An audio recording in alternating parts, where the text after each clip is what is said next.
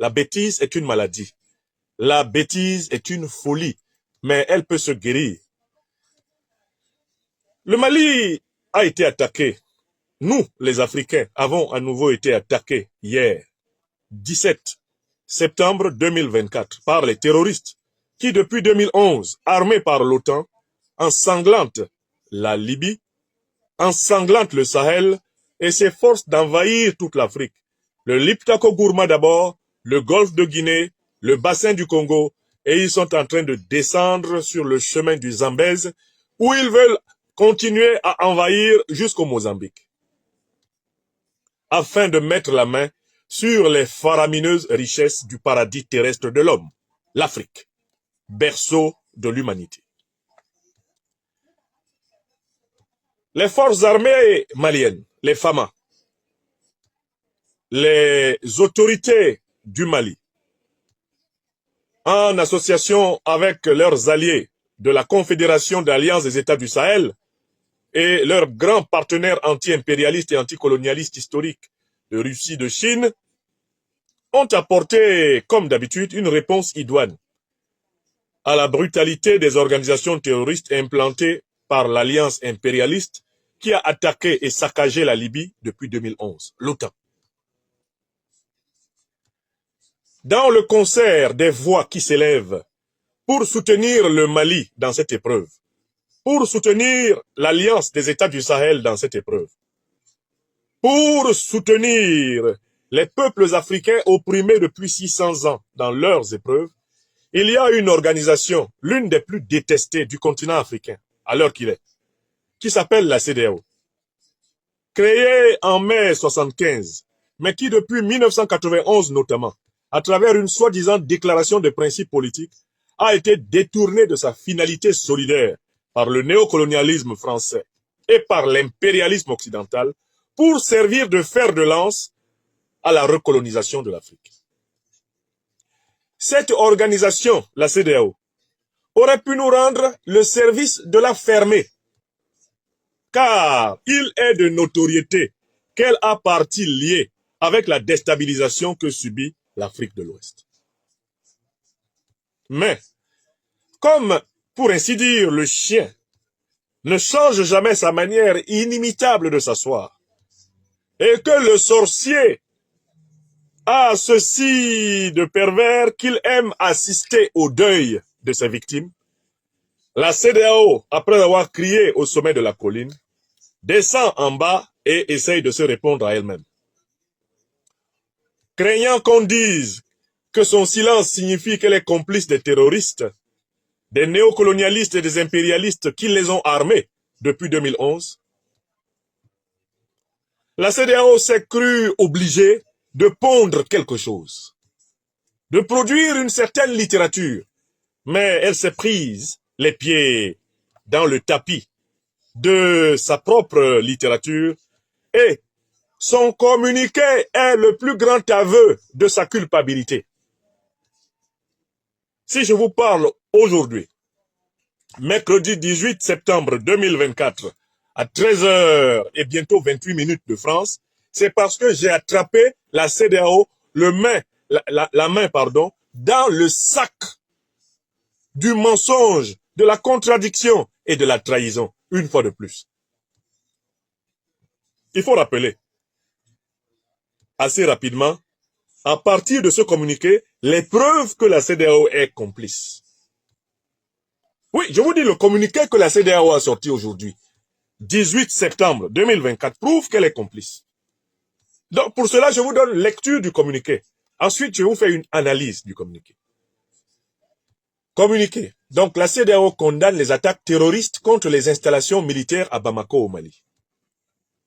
La CEDEAO a suivi avec consternation les informations sur les attaques terroristes djihadistes de ce mardi 17 septembre 2024 contre des installations militaires à Bamako, au Mali, qui ont fait des victimes et de nombreux dégâts matériels. Par le présent, la CEDEAO présente ses sincères condoléances au gouvernement et au peuple de la République du Mali ainsi qu'aux familles des victimes.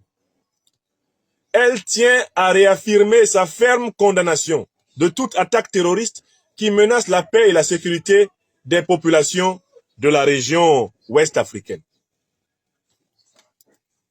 De toute attaque terroriste qui menace la paix et la sécurité des populations ouest africaines.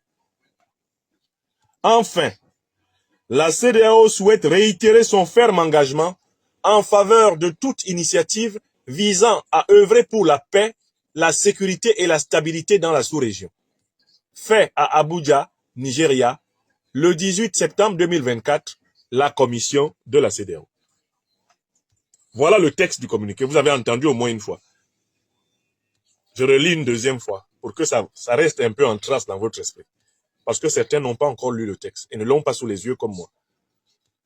La CEDEAO condamne les attaques terroristes contre les installations militaires à Bamako au Mali. Je suis en train de lire le texte une deuxième fois.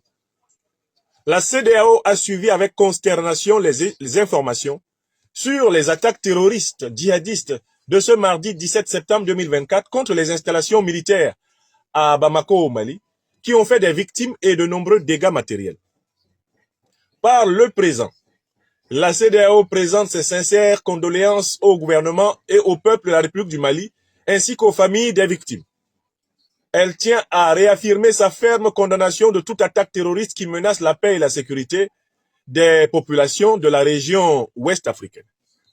Enfin, la CEDEAO souhaite réitérer son ferme engagement en faveur de toute initiative visant à œuvrer pour la paix, la sécurité et la stabilité dans la sous-région. Fait à Abuja, Nigeria, le 18 septembre 2024, la commission de la CEDEAO. Bon, très bien, j'ai lu 2 fois. J'ai lu 2 fois maintenant, je vais analyser pour vous montrer que la CEDEAO se trahit. D'abord, commençons par le premier point. La CEDEAO nous dit qu'elle a suivi avec consternation les informations. Mais qu'est-ce qui prouve la consternation de la CEDEAO? La CEDEAO prétend-elle qu'Alassane Dramane Ouattara est triste de savoir que Bamako est attaqué par les terroristes? La CEDEAO prétend-elle que Embalo Umaro Sissoko est triste d'apprendre que Bamako est attaqué par les terroristes? La CEDEAO prétend-elle que Talon Patrice est triste d'apprendre que Bamako est attaqué par les terroristes? La CEDEAO peut-elle dire que Bazoum, au fond de sa prison, est triste d'apprendre que Bamako est attaqué par les terroristes?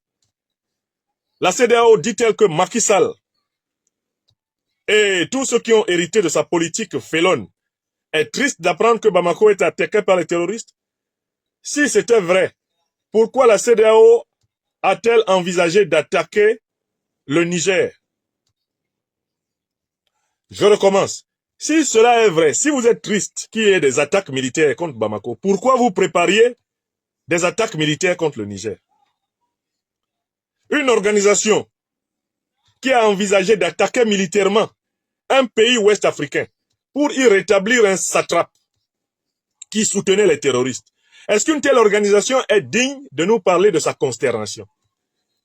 Bon, si la CEDEAO ressent de la consternation, mais qui a pris des sanctions inhumaines, illégales et illégitimes contre le peuple malien en janvier 2022?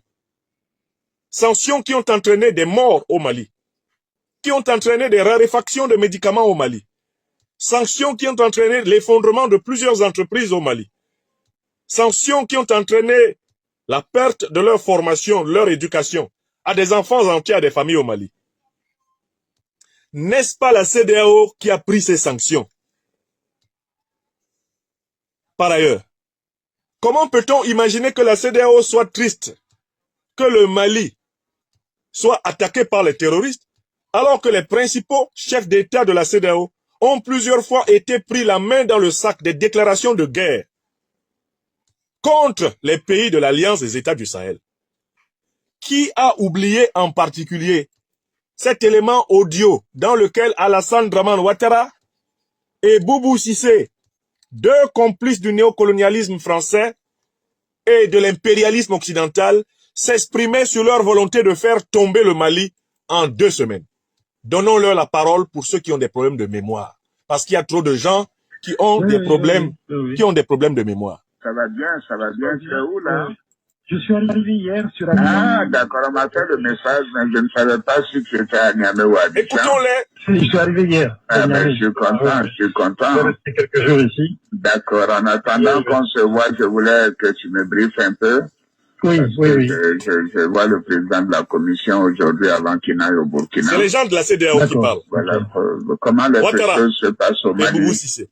Bon, malgré tout ce qu'ils veulent faire croire, Oui, la situation reste très difficile pour eux. Vraiment, ça va être extrêmement difficile oui, de tenir encore 3 à 4 semaines.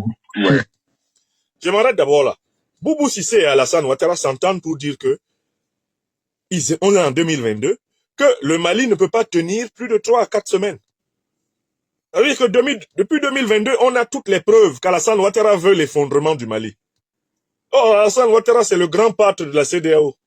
Comment peut-on dire qu'il est en consternation quand on attaque le Mali? Alors même qu'en 2022 déjà, dans l'audio, il exprimait le souhait que le Mali ne tienne pas debout. On continue. On étudie le mot consternation, hein, la soi-disant consternation de la CEDEAO. Celui qui y croit a un problème mental. Celui qui y croit est un aliéné mental grave. Celui qui croit que la CEDEAO est triste, quand on attaque le Mali, là, il a un problème d'aliénation mentale. Écoutons comment ces gens-là parlent du Mali. Financièrement. Donc, la pression, elle est vraiment là, elle est réelle, elle monte.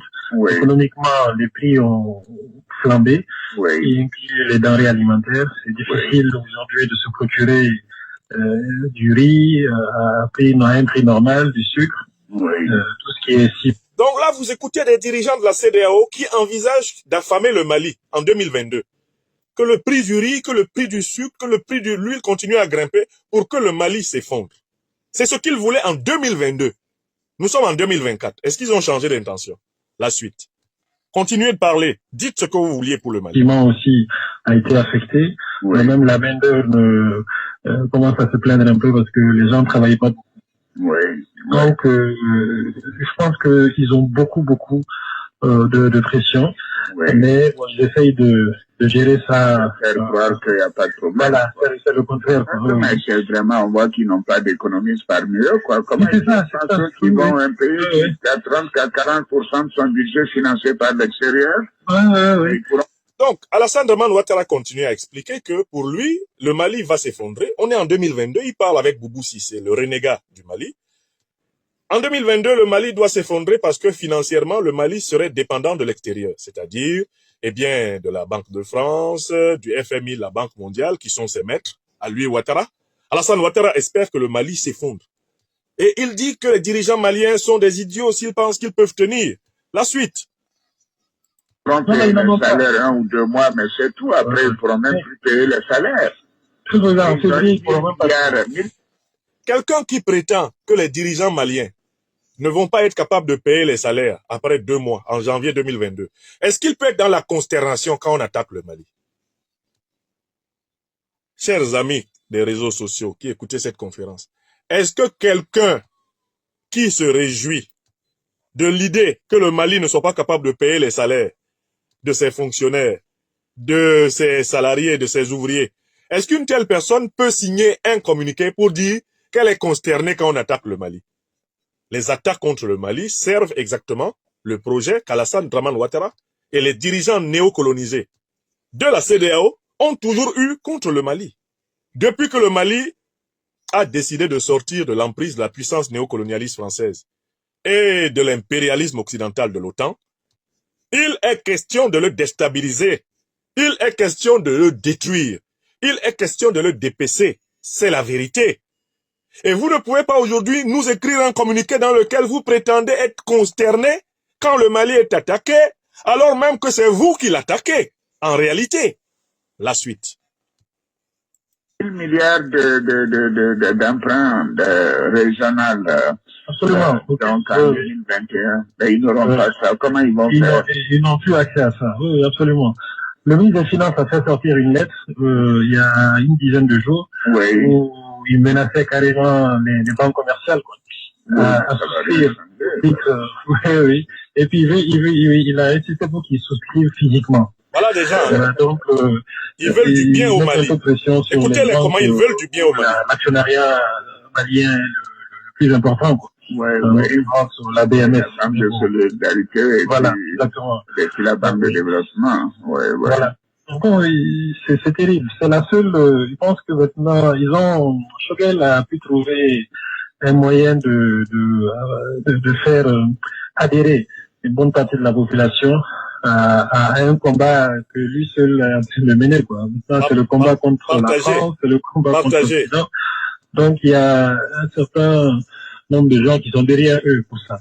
Mais ils commencent aujourd'hui à réaliser que économiquement, financièrement, ça ne va pas tant que pas. Ils sont idiots. La Russie est la 11e puissance économique aujourd'hui. Donc, Alassane Draman Ouattara estime que les dirigeants maliens sont des idiots parce qu'ils s'alignent derrière la Russie.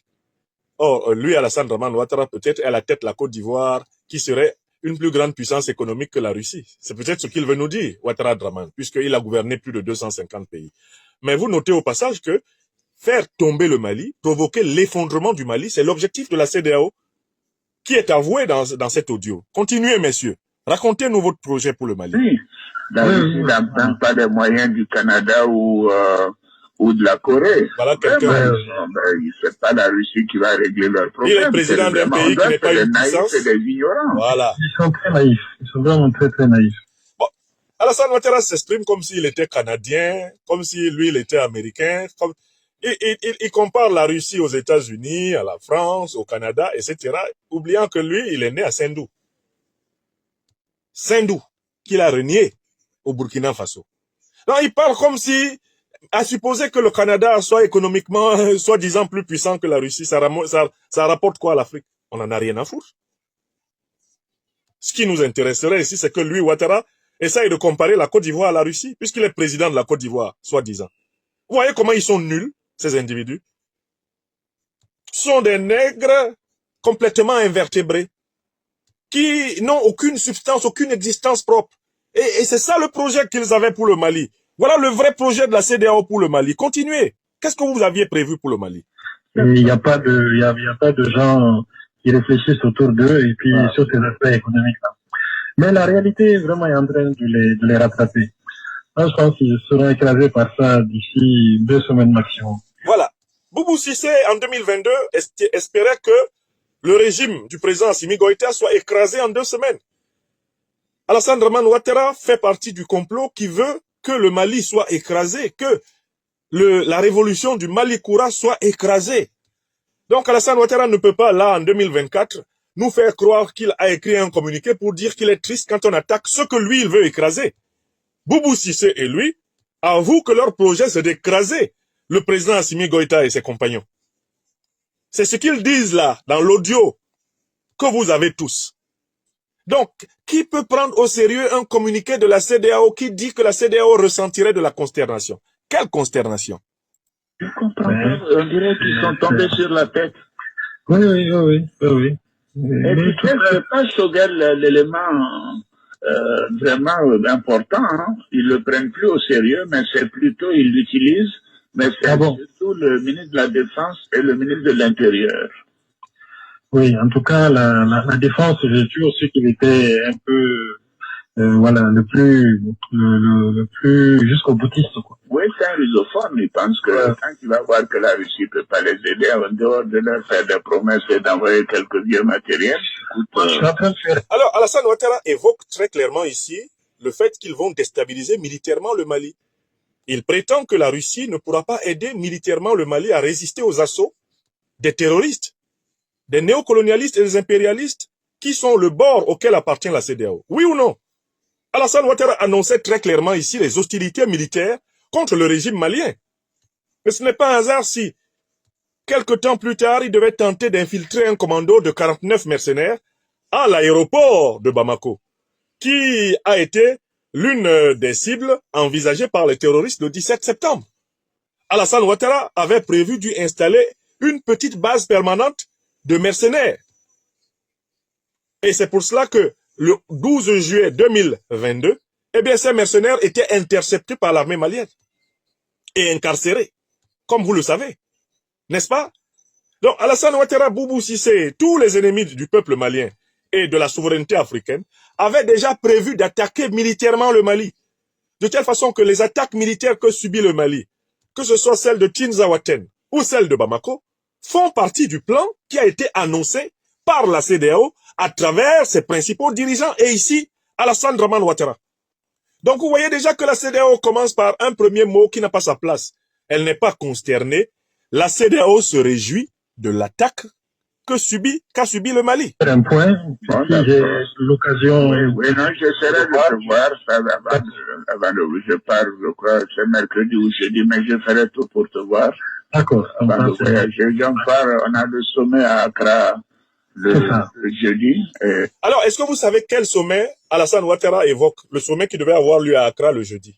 Vous savez de quelle organisation il préparait le sommet par cette discussion avec Boubou Cissé? Ce sont les idées qui sont discutées au sommet de la CEDEAO. Alassane Ouattara annonçait là, dans cet audio, qu'il allait justement promouvoir la déstabilisation du Mali à l'occasion du sommet de la CEDEAO. D'accord? Donc, il n'y a donc aucun doute que la CEDEAO n'a aucune compétence pour prétendre avoir de la consternation quand on attaque le Mali. Revenons au communiqué. Ensuite, les informations sur les attaques terroristes. Oui, sont des terroristes qui attaquent le Mali. Sont des terroristes qui attaquent le Sahel. Sont des terroristes qui attaquent l'Afrique. Mais la CEDEAO ajoute les attaques terroristes djihadistes. Et c'est là, deuxième élément, deuxième mot-clé du communiqué de la CEDEAO qui l'a trahi, c'est le mot djihadiste. Je vous le dis, mes chers amis des réseaux sociaux, peuples africains, diasporas africaines, amis de l'Afrique des libertés. Chaque fois que vous entendrez quelqu'un dire que l'Afrique est victime d'attaques djihadistes, sachez que soit inconsciemment, soit consciemment, il souscrit au narratif de ceux qui ont détruit la Libye en 2011, qui ont armé Al-Qaïda et l'État islamique, et qui veulent cacher le grand complot impérialiste contre l'Afrique derrière une soi-disant guerre religieuse. Je recommence, une deuxième fois. Ici, c'est l'Institut de l'Afrique des libertés. C'est l'école de la vision critique de la situation de notre société.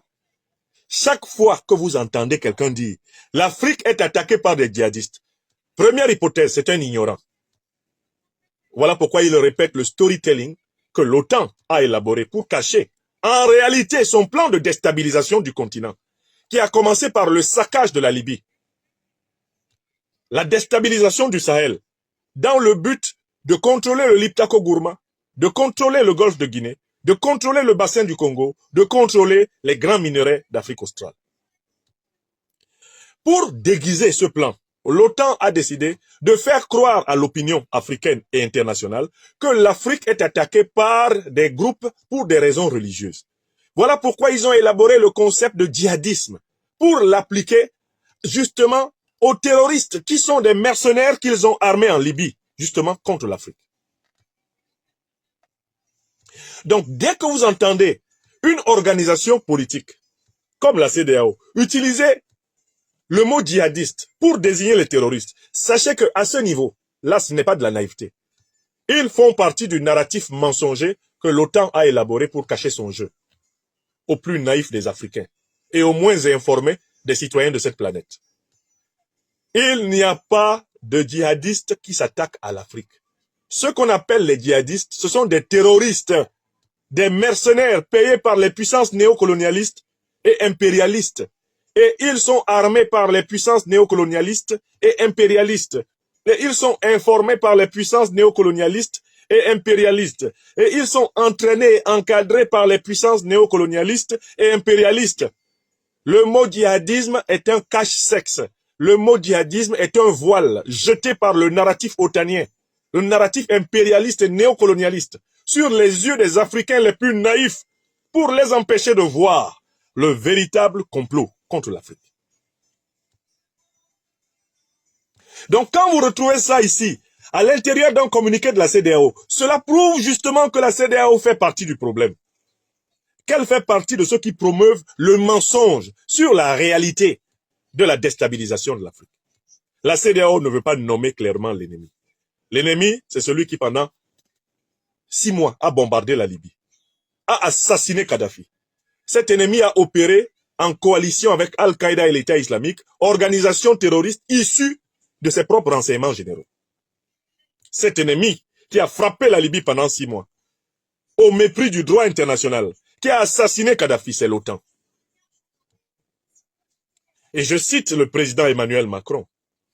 Dans une interview accordée en 2017 au quotidien Le Figaro, le président Macron a dit ceci: nous, entre guillemets, nous les Français, nous avons eu tort de faire la guerre contre la Libye, car il en a résulté partout des États sahéliens faillis et des groupes terroristes qui prospèrent. Fin de citation. C'est le président Emmanuel Macron même qui a reconnu que l'OTAN est responsable de la déstabilisation de tout le Sahel et de toute l'Afrique de l'Ouest. Minimum. Les emails de Mme Hillary Rodham Clinton, révélés par le scandale Wikileaks, ont permis de savoir pourquoi l'OTAN a attaqué l'Afrique. Pourquoi l'OTAN a tué Kadhafi? Parce que Kadhafi se préparait à mettre en place une monnaie continentale dinar-or qui aurait mis fin à la suprématie du dollar, de l'euro et du franc CFA sur les économies africaines. C'est écrit noir sur blanc dans les emails de Mme Hillary Rodham Clinton, révélés par le scandale Wikileaks et qui ont été déclassifiés par l'administration d'État américaine. Les Africains savent que c'est l'OTAN qui attaque l'Afrique parce que le ministre Sergei Lavrov des Affaires étrangères de la Fédération de Russie leur a donné un troisième élément d'appréciation décisif. C'est sa conversation avec celui qui était alors ministre des Affaires étrangères de la France, Laurent Fabius. Lorsque la France décide d'envoyer des militaires pour stopper l'avancée de ce qu'on appelle faussement à l'époque des djihadistes vers Bamako, elle demande à la Russie de ne pas opposer son veto au Conseil de sécurité des Nations Unies. Mais la Russie, par la voix de Lavrov, fait remarquer ceci à Fabius, chef de la diplomatie française d'alors. Mon cher Laurent, vous vous préparez à combattre maintenant au Mali les terroristes que vous avez armés en Libye. Et Laurent Fabius répond au nom de la France, c'est la vie. Oui, le monde entier doit savoir que les Africains savent, que les Africains ont des preuves irréfragables que le continent africain est déstabilisé par la coalition militaro-politique de l'OTAN. Nous n'avons pas affaire aux djihadistes. Il n'y a pas de djihadisme en Afrique. Ce sont des bandits, des terroristes, des mercenaires payés par les puissances qui ont détruit la Libye. Ce sont eux qui continuent le sale boulot. Comme l'a souligné le président Macron, ce sont eux qui veulent obtenir la faillite des États sahéliens et faire prospérer le terrorisme partout. Il le reconnaissait quand il venait fraîchement d'arriver au pouvoir en 2017 en France. Maintenant, je crois qu'il se mord les doigts d'avoir donné cette interview au Figaro en juin 2017, parce que cette interview nous protège de toute accusation de diffamation contre l'OTAN, puisque le président Macron, il procède à un mea culpa. Il accuse la puissance française, dont il est le chef, d'être coupable de la déstabilisation de la Libye et du Sahel et de l'Afrique. C'est in extenso une pièce extraordinaire de démonstration que l'on trouve justement dans le journal Le Figaro du mois de juin 2017, dont j'ai sauvé quantité de coupures de presse. Il y a la conversation de Deauville en 2011 entre le président nigérien d'alors Mahamadou Issoufou et le président américain Barack Hussein Obama.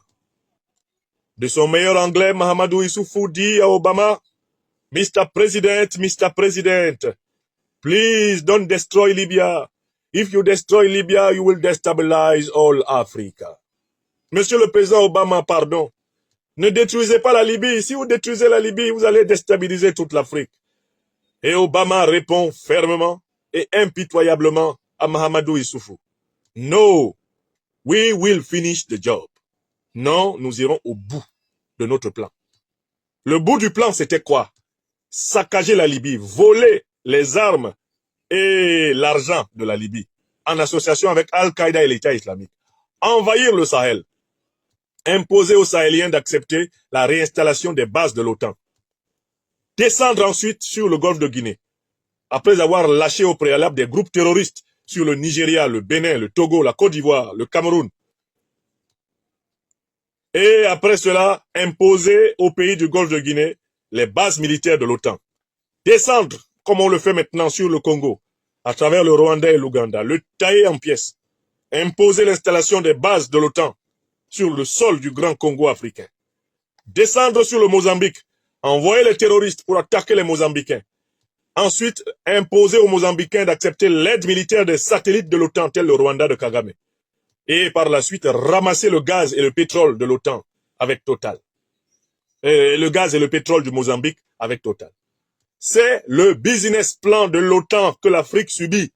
Et quand je vous dis que les grandes mobilisations populaires continentales doivent demander le démantèlement sans délai de toutes les bases de l'OTAN, je vous dis la plus stricte vérité. L'organisation militaro-politique de l'OTAN est le grand parapluie stratégique de la déstabilisation de l'Afrique. Si les forces de l'OTAN quittent le sol africain, les organisations terroristes vont fondre comme beurre au soleil. Si les forces des pays membres de l'OTAN quittent le sol africain, les organisations terroristes seront réduites à leur plus stricte minimalité et le terrorisme deviendra un phénomène résiduel de l'actualité politique africaine. Voilà pourquoi nous, sociétés civiles africaines, nous, intellectuels, activistes, militants africains du continent et des diasporas, devons prendre à bras le corps la cause de la mobilisation des peuples africains pour le démantèlement des bases des puissances de l'OTAN. C'est ce que j'ai dit. Et nous n'aurons jamais de victoire durable contre les organisations terroristes si nous n'avons pas démantelé maximalement les bases de l'OTAN en Afrique. Car ce sont elles qui servent de couverture au vaste plan de déstabilisation dont parlait Obama à Mahamadou Issoufou. Quand il a dit « We will finish the job », c'est de ça qu'il parlait. La recolonisation, la réoccupation militaire de l'Afrique, sous couvert de combat contre le terrorisme. Parfois même, ils vont plus loin dans le ridicule. Ils disent qu'ils viennent combattre le réchauffement climatique. Qui leur a demandé de venir combattre le réchauffement climatique? Quels Africains ont appelé l'OTAN pour venir lutter contre le réchauffement climatique? N'y a-t-il pas de désert aux États-Unis? Qu'ils aillent lutter contre le réchauffement climatique aux États-Unis? Qu'est-ce qu'ils viennent faire? Pourquoi y a-t-il des bases militaires de cette organisation hautement criminelle au Ghana, en Côte d'Ivoire, au Sénégal? Pourquoi y en a-t-il sur notre sol alors qu'il n'y a aucune base militaire africaine en Europe, aucune base militaire africaine en Amérique, aucune base militaire africaine en Asie? Pourquoi diantre faut-il que les Africains, intimidés, n'osent pas dire à l'OTAN, NATO, out of Africa? Get out of Africa, NATO. We don't want to see your troops on our soil again. There is no African army on the American soil. We don't want to see any kind of American army on the African soil. NATO has as its main mission to survey and control the northern part of the Atlantic Ocean. So go and survey the northern part of the Atlantic Ocean and remove your feet and your hands on African soil. Slavery has ended. Colonization has ended. Neocolonization must end. Imperialism in Africa must end. We are just saying the truth. Africa intends no domination on Europe or no any kind of domination on America or Asia. But Africa must remain to Africans. It is now and not tomorrow. Africa wants to be free now and not tomorrow. Les Africaines et les Africains de tous les continents doivent avoir le courage de dire cette vérité à l'Occident, à l'Asie, à l'Amérique du Sud, à tout homme qui se tient debout face à eux. Nous demandons le retrait total des troupes criminelles de l'OTAN du sol africain. Nous le demandons le matin. Nous le demandons à midi. Nous le demandons le soir. Nous le demandons quand nous dormons. Nous le demandons quand nous sommes réveillés. car c'est notre strict droit. Les Africains n'occupent militairement aucun peuple des autres continents. Les Africains aspirent à n'être occupés militairement par aucun peuple d'un autre continent. Vous appelez cela haine, et pourtant ce n'est que justice, ce n'est que dignité, ce n'est que liberté, que souveraineté reconnue. Je continue à regarder le navet, le pseudo-communiqué de la CEDEAO, parce que je vous parle à cause de ce communiqué, pour vous montrer que ce communiqué est une auto-accusation. Alors, la CEDEAO dit que les attaques du 17 septembre contre les installations militaires à Bamako ont fait des victimes et de nombreux dégâts matériels. Et elle continue. Par le présent communiqué, la CEDEAO présente ses sincères condoléances au gouvernement et au peuple de la République du Mali, ainsi qu'aux familles des victimes. Vous voyez que le communiqué de la CEDEAO insiste essentiellement sur les effets de l'attaque. Comme si les assaillants n'avaient pas été taillés en pièces. Vous remarquerez en lisant ce communiqué que la CEDEAO ne félicite pas les forces armées maliennes qui ont écrasé les assaillants. La CEDEAO ne salue pas la prompte réaction, la réaction professionnelle et courageuse des FAMA qui ont écrasé les assaillants. Le communiqué de la CEDEAO a pour but d'insister sur les dégâts que les assaillants, les terroristes, armés justement depuis 2011 par l'OTAN contre l'Afrique, ont commis au Mali. Donc en fait, à travers le communiqué de la CEDEAO, l'intention est de faire la propagande des effets supposément catastrophiques de l'attaque terroriste. La CEDEAO essaye en quelque sorte de promotionner les terroristes en insistant sur les effets de leur attaque, au lieu, si elle était dans une dynamique positive, de saluer la qualité de la réaction des forces armées maliennes. C'est là que je vous dis que la CEDEAO se trahit. C'est une organisation qui promeut les terroristes. Le communiqué de la CEDEAO, là, c'est un communiqué pour promouvoir l'action terroriste. C'est un communiqué qui a pour but de valoriser l'action terroriste. Parce qu'ils insistent sur quoi? Ils disent qu'ils ont fait des victimes et de nombreux dégâts matériels. Quelles sont les preuves que la CEDEAO a? Quelles sont les preuves que la CEDEAO a de ces victimes et de ces nombreux dégâts matériels? Quelles sont ces preuves? Est-ce que la CEDEAO est encore représentée au Mali? Le Mali s'est retiré de la CEDEAO. Donc il n'y a plus de représentants de la CEDEAO au Mali. Il y a quel journaliste de la CEDEAO qui a fait le reportage? Pour que eux ils puissent dire qu'il y a des victimes et de nombreux dégâts matériels. Comment la CEDEAO a évalué les dégâts matériels? Pourquoi la CEDEAO ne dit pas que les assaillants ont tous heureusement été, pour l'essentiel, repérés et écrasés? Pourquoi la CEDEAO ne parle pas de la victoire des FAMA sur les assaillants? Les assaillants voulaient prendre le camp de gendarmerie de Faladje. Est-ce que les assaillants ont pris le camp? Au lieu de souligner que la riposte des FAMA a été victorieuse, la CEDEAO veut donner l'impression que les assaillants ont remporté une victoire. Vous comprenez? Le communiqué a pour but de faire ce que fait Nassim Ouassra, ce que fait Serge Daniel. Promouvoir les actions terroristes. C'est ce qu'ils font dans ce communiqué. Sinon, s'ils étaient dans une logique de défense de l'Afrique, ils ne se permettraient pas d'accorder du poids aux organisations terroristes en leur prêtant le pouvoir d'avoir fait d'énormes victimes et de nombreux dégâts matériels.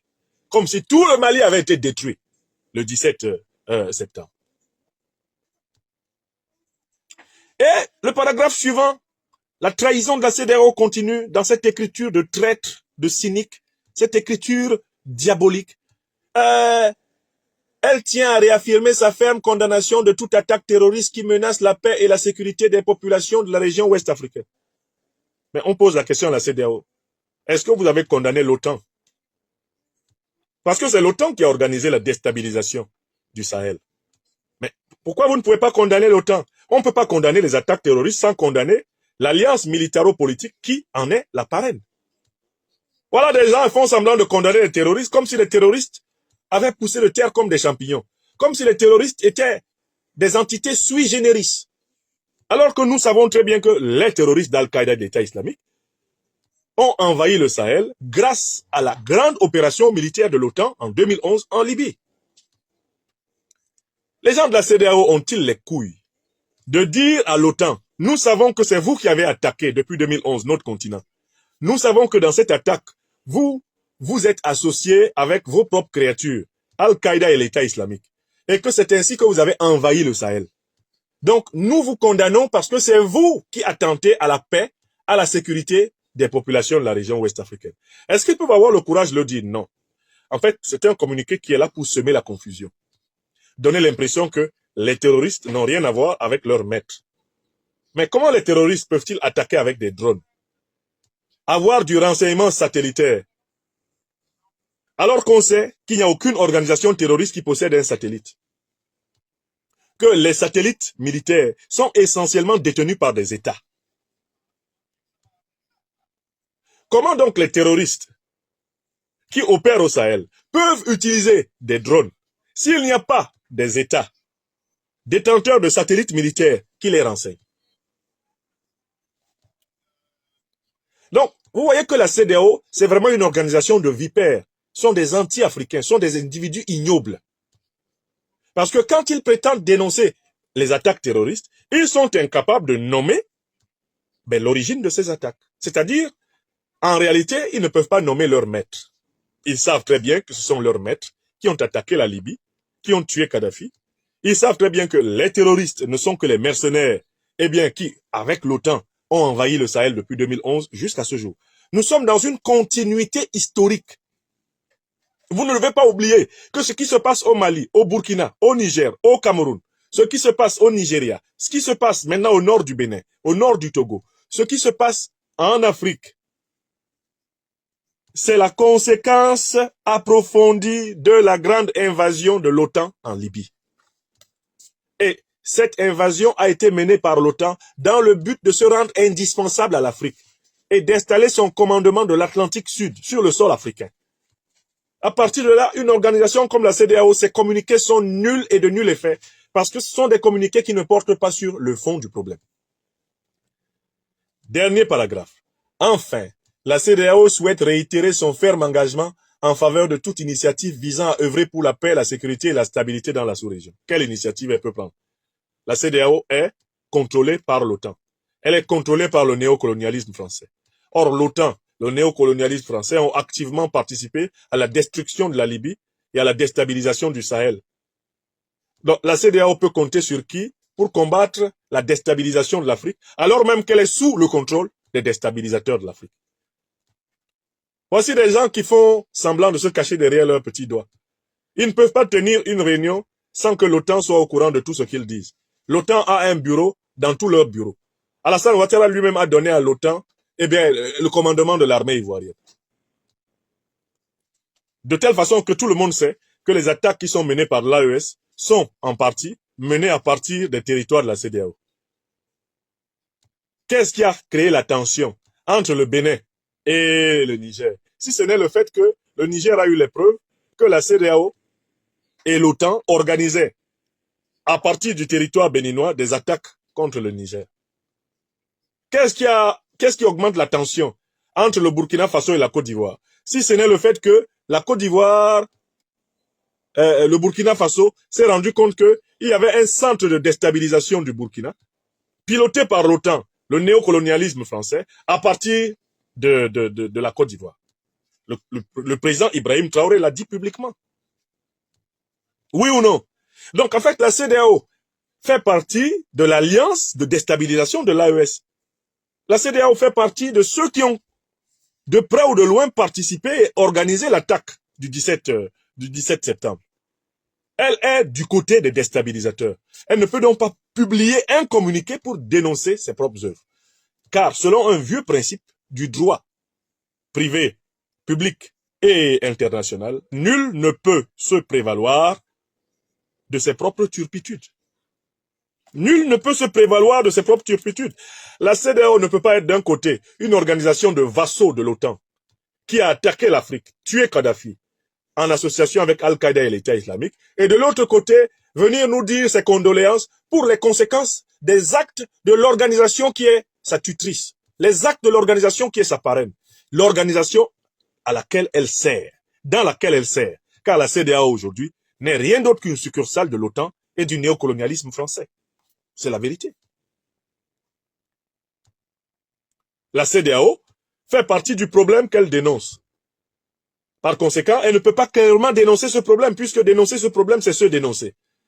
Elle fait donc justement dans ce qu'on appelle la méthode des pompiers pyromanes. La CEDEAO, c'est une méthode de pompiers pyromanes qu'elle essaye de nous appliquer. Hein? C'est une organisation de pompiers pyromanes. C'est ce qu'elle est. Voilà pourquoi son communiqué, le communiqué de la CEDEAO, est un communiqué nul et de nul effet. C'est un communiqué mensonger, hypocrite, superficiel. Il ne doit distraire aucune autorité de l'Alliance des États du Sahel. Il ne doit distraire aucune population africaine. La CEDEAO est une organisation anti-africaine. Retrouvez KDW Africa sur YouTube, Facebook, TikTok.